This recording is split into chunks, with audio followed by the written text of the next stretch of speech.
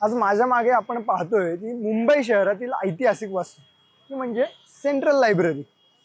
मुंबई शहरात अशा अनेक ऐतिहासिक वास्तू झाल्या व अजूनही आहेत।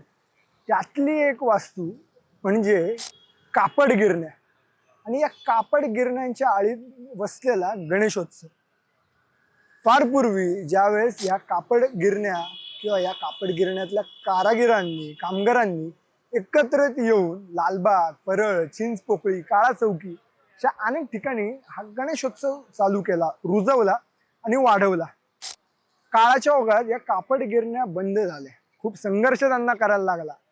स्वतःची आर्थिक स्थिती अत्यंत हलाखीची झाली तरी या पठ्ठ्याने तो गणेशोत्सव सोडला नाही बरं का।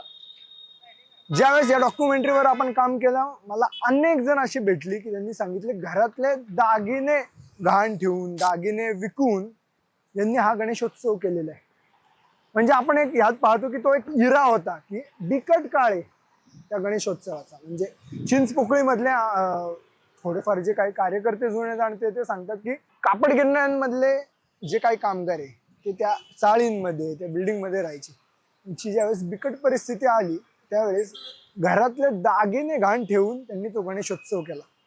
एक पॉइंट होता, एक वेळ होती की त्यांना ती गोष्ट घडवायला लागली।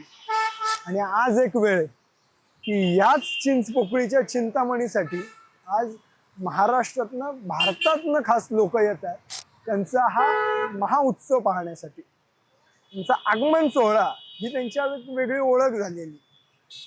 या चिंचपोकळीच्या चिंतामणीची आणि या लालबाग नगरीची कहाणी ऐकायला विसरू नका।